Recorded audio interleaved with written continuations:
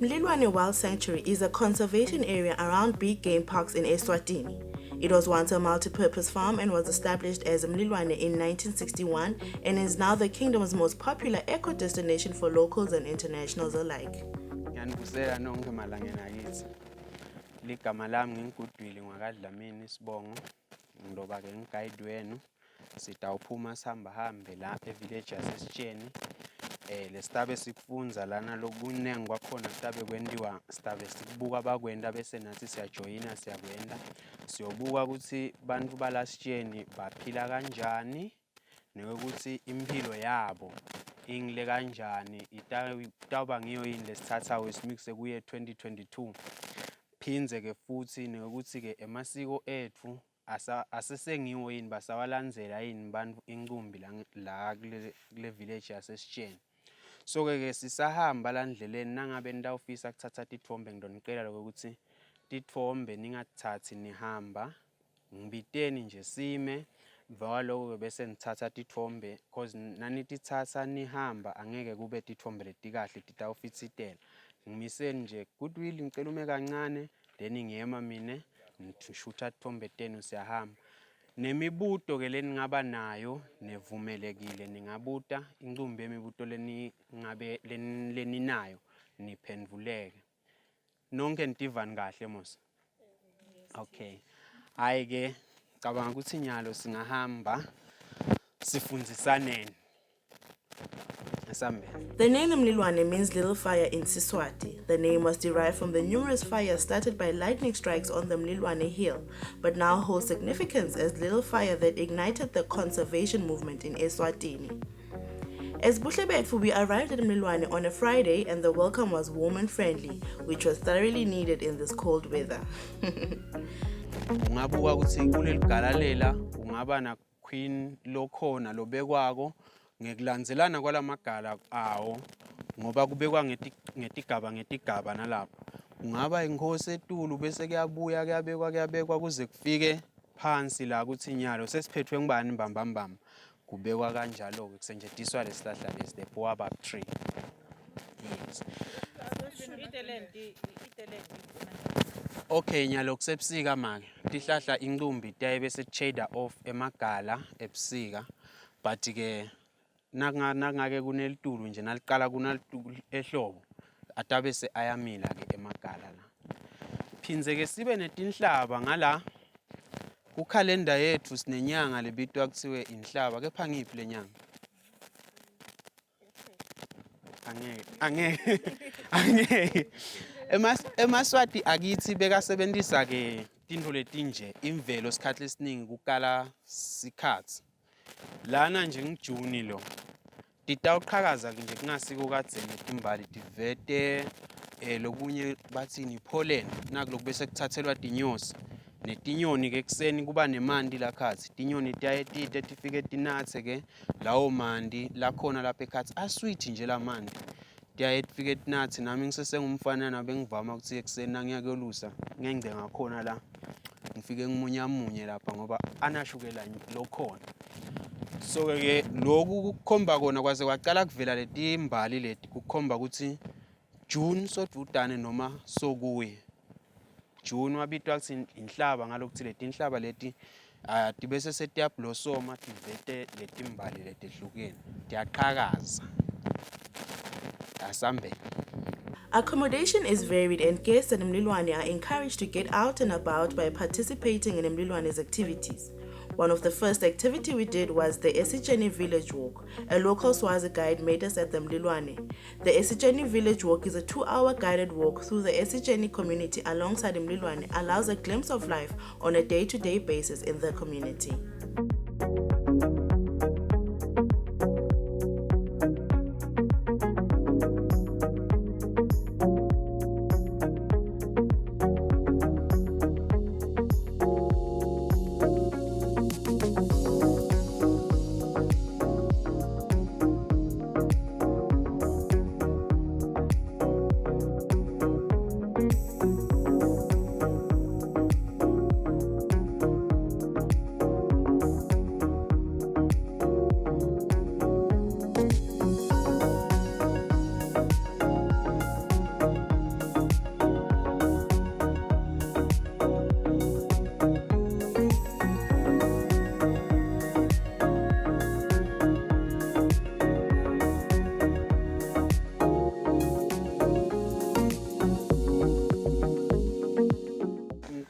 sihamba natilwane letikhothanako lapha sitipita ukuthi timphala. So lokhu leti kwendako lokuthi lelenye itawukhotha lelenye la ensanyeni kubitwa kuthiwe i-allo grooming. Now ibuka le mphala la ngemuva inema-stripes la mnyama la ngi-3 uyabona. Nani wabuka la malayini lawa ngathi akha M uyabona. So nasihlekisa noma ke sifuna kuchaza umuntu ngalo M lo ya siyaye sithi usho ukuthi McDonald for the lion. Alokuthi emabhubezi isikhathi esiningi imphala into la idlela futhi, so that is fast food for lona. Yes, otherwise lama stripes lawa act as a follow me mechanism. Nathi hamba ehlathini tilandzelana imvama yesikhathi tiyaye bese setibuka lama stripes la ngemuva from the leader ukuthi I'm still following my colleague or ngisalandzela yena umngani wami. Dibuka lama stripes ngala ngemuva ke bese setiyalandzelana ke ikakhulu nangabe tifuna emandi nasetomile nje tawubona ngato nje ukuthi tilandzelane setshona endansi emfuleni ukuthi sesiyahamba nyalo kuyonapha setisuka tiyalandzelana dakha lelo layini suke tibukana ngala ngemuva. Imphala ke kulula kubona ukuthi lena ngilendvuna lena ayisiyo indvuna. Le ndvuna iba netimbono. Bese kuthi the females they don't have horns at all. But ke vele nayiseseyincane noma ingaba indvuna ayidalwa nato letimbombo. Ichubeka nje ibe ngumshiva ithi sakhula ibese setiyamila timbondo tiyahluma.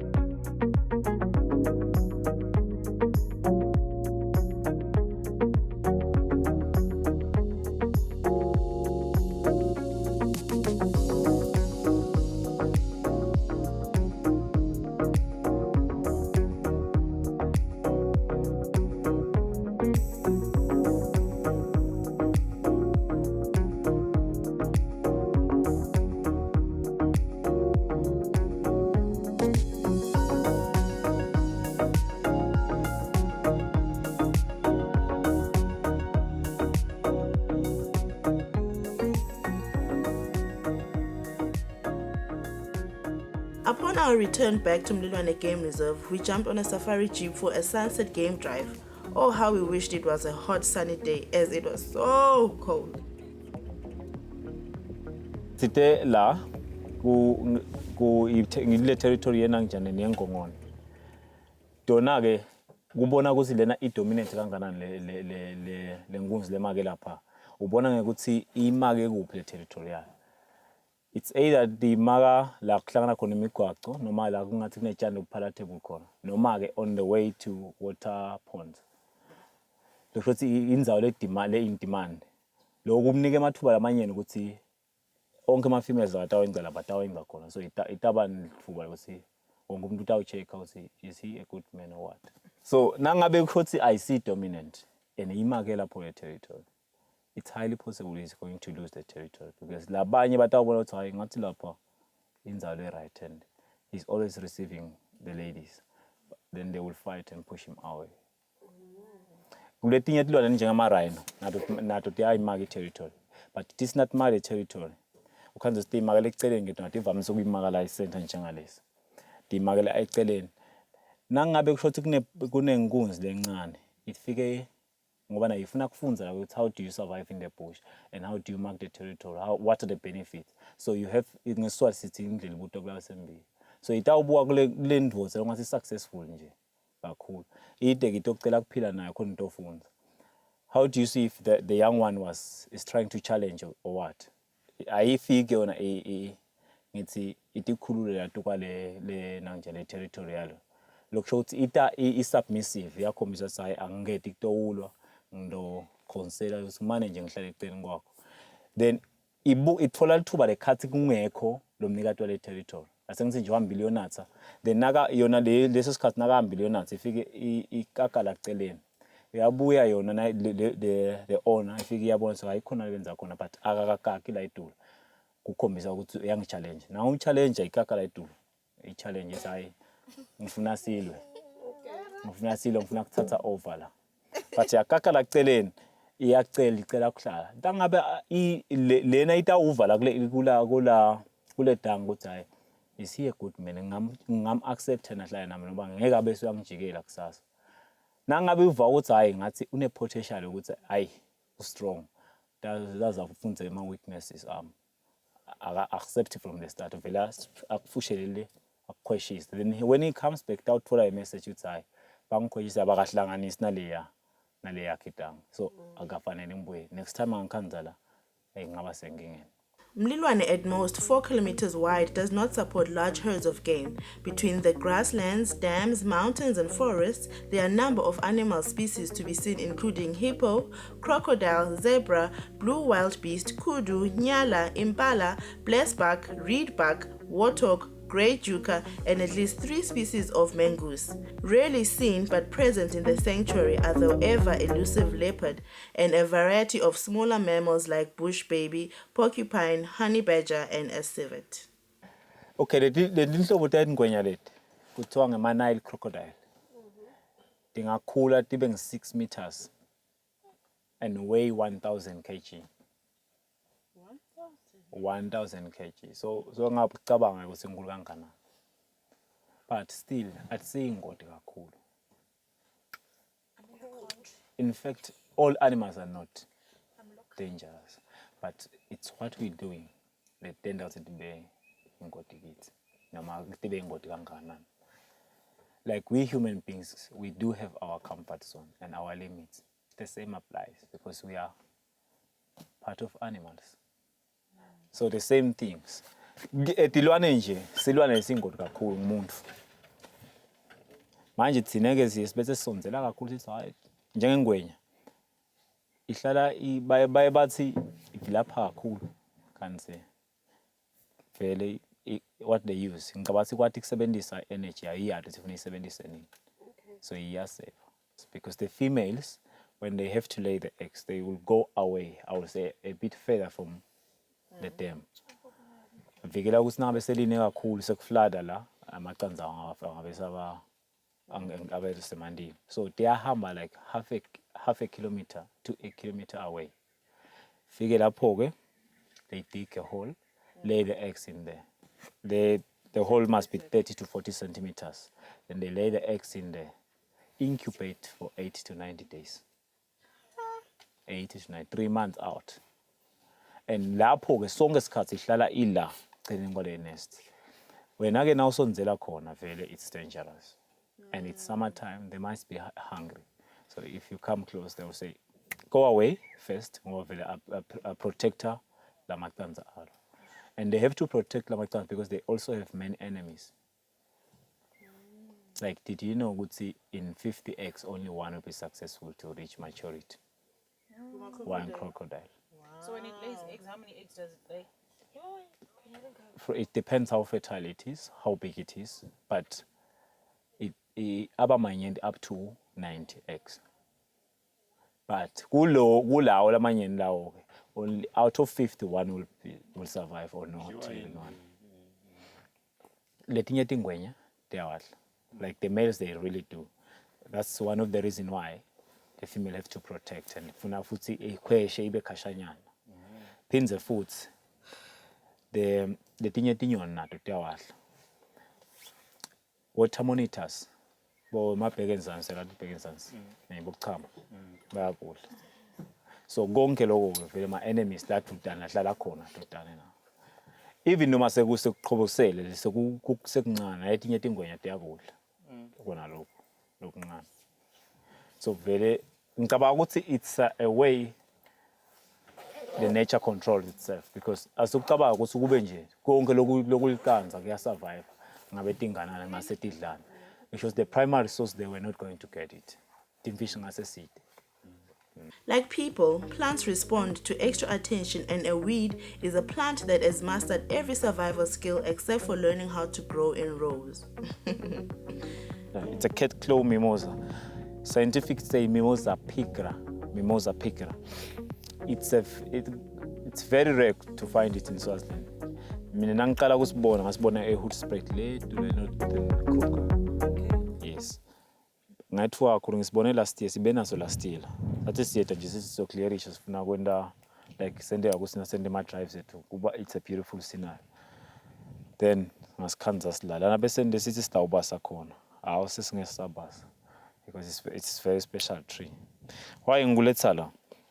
The day imbune, if you touch this tree, it pretends to die, like yawilt namaqembe.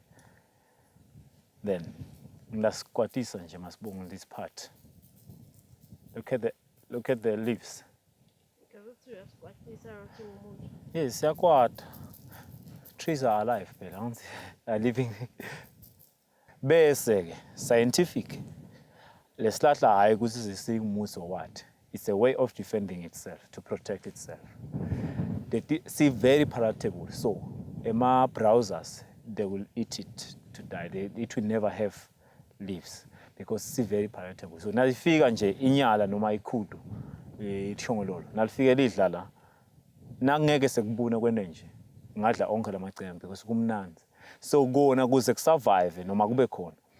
Immediately kuba kunenanjani letsinzawo. It's on before I am eaten.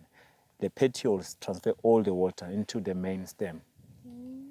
Bese kusala lokhu kuyahwilt. Then asekuhwiltile sahambile onke ama nutrients. Sekuuseless usungagula sekuyijunk.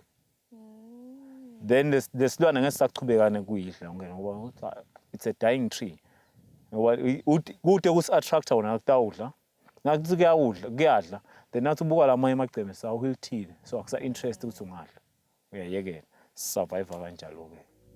Once we got to the top of the mountain, the cold, windy safari ride was all worth it, with a breathtaking view of Ezulwini. What a day filled with cultural exploration, and definitely learned a lot about the wildlife we have right here at home in Eswatini. Kanti-ke mbukeli sibe yingcenye yayo imvelo classic. Kanti-ke nawe udibonele kwekuthi kuningi kakhulu longakwenda amavakasheli la enzaweni yaseMlilwane agcine nje ngakubona tilwane kuphela. Kanti there's so much more to do when you are here. Angikhuthata-ke mbukeli kwekuthi nawe uthola lithuba ukuthi uvakashele kulena ndzawo. Sihambisana ne-Eswatini Tourism Authority sithi hlomangwane vuka uvakashe. Sikhuthata kona kwekuthi wati live lakho kabandi. Ungabi uya emaveni ebantfu. Awu ngisho njalo nje mbukeli sengifike khona emaphethelweni ehlelo lakho lelithi Buhle Betfu la namhla kanti ukuthemba kwami ukuthi ukufokotela lokubona ehlelweni la namuhla angufisile kona kubukela lokuhle nekufotela kuhle tinhlelo takho letilandzelako. usale kahle. Join us again next week as we continue to explore Mlilwane Wildlife Sanctuary.